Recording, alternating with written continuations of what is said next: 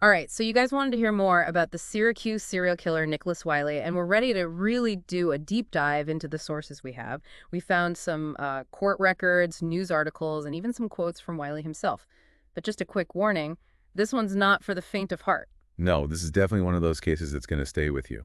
And to really get the full picture, we need to go back further than 2004 when his main crimes happened. Okay, so rewind the clock for us. Wiley was born in '62, and our sources point to his first serious trouble with the law going all the way back to 1983. He attacked a 66-year-old woman, Doris Lando, beating her with a hammer, cutting her phone lines, and robbing her. Yeah, it's brutal. Really sets the stage for the kind of violence that just keeps escalating throughout his life. But here's where it gets really interesting. Wiley's sentence in this case was actually reduced. Reduce? I mean, how does that even happen? Well, his defense argued something called ineffective assistance of counsel, basically saying his lawyer didn't do a good enough job representing him, which led to a longer sentence. So the court just agreed with that. They did. The sentence was lessened.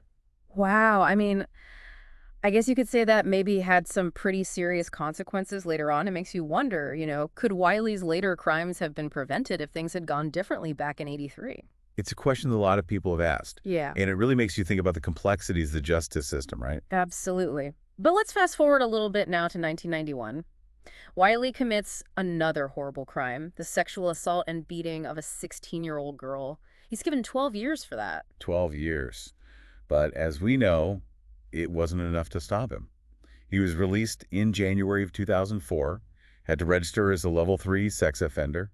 And that's where this deep dive into the 2004 murders really begins. Yeah, this is where things get even darker. So we start with a missing persons case, Tammy Passano. Just 17 years old, single mother, last seen in April of 2004 on West Water Street. And she was known to be a drifter, which sadly meant she wasn't reported missing immediately. And the sources say she was last seen in an area where there were a lot of transient people. Do you think, was she targeted because of that? Because she was vulnerable? It's a chilling thought, isn't it? But what's really unsettling is that the authorities didn't even connect Wiley to Tammy's case until after he was arrested for other murders. So this was a cold case for a while. It was. And then on May 31st, 2004, things take a horrible turn. Lottie Thompson, a 31-year-old mother of 3, is found stabbed to death in her own apartment. And here's where it gets really creepy. Wiley lived in the same building. That's a pretty big coincidence. I mean, it's been a huge red flag for the investigators. Yeah, to have him living right where this brutal crime happened. Then just a day later, June 1st, another body is found. 44-year-old Julie Finnerty discovered near some railroad tracks.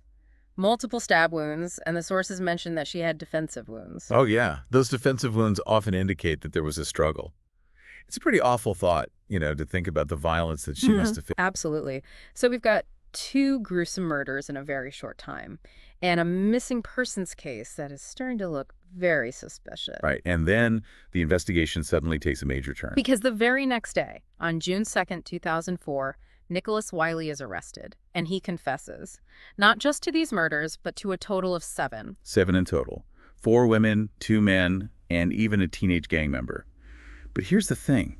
They could never find any evidence to support 4 of these claims. Wow. I mean, his confession to 7 murders is definitely shocking. But the fact that there's no evidence for 4 of them, does make you wonder, was he just trying to make himself seem more notorious? Or could there actually be more victims out there that they just never found? It's definitely a chilling thought. But let's go back to Tammy Passano's case for a minute. Remember, at this point, it's still a cold case. Right. No one had connected her disappearance to Wiley yet. Exactly. But then, in his confession, Wiley describes killing a red-haired girl named Tammy back in April. And when they checked Tammy Passano's missing person report, the description matched. So then they find a box cutter in Wiley's apartment with Tammy Passano's blood on it. That must have been a huge break in the case for them. It must have been, but I can't even imagine those mixed emotions. On one hand, you've got relief that you might finally be solving this disappearance. But on the other hand, you've got the realization that she's most likely gone. It's a tragic discovery for sure. And while that box cutter with her blood on it was pretty damning evidence, Tammy Passano's remains were never found. Oh, wow. That's just heartbreaking. It adds another layer of tragedy to an already devastating case. It's hard to fathom how one person could cause so much pain in such a short time. But in all this horror, I keep asking myself the same question. Why? Why would he do it? Why these women? It's the question that everyone wants to know, right? Why? Yeah. But the answer is almost never simple. On the surface, there's no obvious connection between Tammy, Lottie, and Julie. Different backgrounds, different lives. But when we look closely at Wiley's confessions, some pretty disturbing patterns start to come out. Right. So let's break these confessions down a bit. With Tammy Passano, he said he just snapped after they had a conversation about sexual predators in prison. Well, and remember, Wiley had just gotten out of prison for a violent sexual assault. It's possible that conversation just brought up all kinds of emotions he couldn't handle. Guilt, maybe shame, or maybe even some twisted way of justifying what he'd done in the past. And with Lottie Thompson, he said it was a fit of rage during sex, like another case of him losing control. Yeah, there's definitely a recurring theme of impulsivity and violence in his confessions. But we do have to remember, we're only getting Wiley's side of the story here, his version of events. It's a glimpse into his mind, but it's a very distorted, unreliable glimpse. Right. And then with Julie Finnerty, Wiley said he killed her after they got into an argument about drugs. It's like each one of these victims represents a different part of his inner demons, his past, his anger, his addiction. Yeah, I see what you mean. Like each murder is a release valve for a different kind of darkness inside him. And then there's that really creepy detail from his confession, about how he felt like a ninja during the murders. I mean, it makes you think about this detachment from reality he had, a sense of power and control that's just terrifying. Like he was playing a part, enjoying the violence. How can you even begin to understand a mind like that? We're talking about someone with very little empathy, someone who doesn't seem to feel remorse at all, and that's why it's so hard to make sense of these awful acts, to find a motive that explains everything. Yeah, even with the conviction, there are still so many questions we just don't have answers to. Like, what about those 4 other people he claimed to have killed? Are there really more victims out there? Families still looking for answers. It's a thought that really stays with you.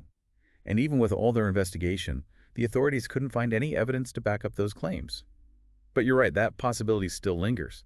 And that uncertainty has to be just agonizing for the families who might have lost someone and never know what really happened. Absolutely. It's a sobering reminder that even when justice is served, there can still be so many loose ends, mysteries that might never be solved. And for the victims' families, that lack of closure must be just devastating. It's important to think about the ripple effect of these kinds of crimes. It's not just the victims themselves. It's their families, their friends, the entire community living in fear. Even the investigators who worked on this case, they carry the weight of this with them. It just shows how deeply violent crime can impact so many people. And we can't forget that Tammy Passano's remains were never found. Imagine the pain her family must have endured, not knowing what happened to their daughter, never having a chance to say goodbye. It's just heartbreaking.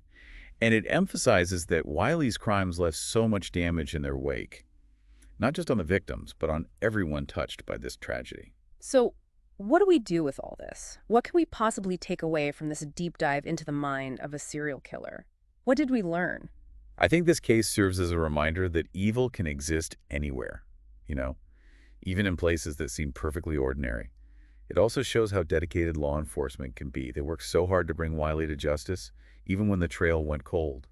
But it also forces us to face some really uncomfortable truths about our justice system, doesn't it? Like, could Wiley's later crimes have been prevented if his earlier crimes had been dealt with differently? We can't change the past, but these are the questions we need to keep asking ourselves if we want to stop these things from happening again. You're absolutely right.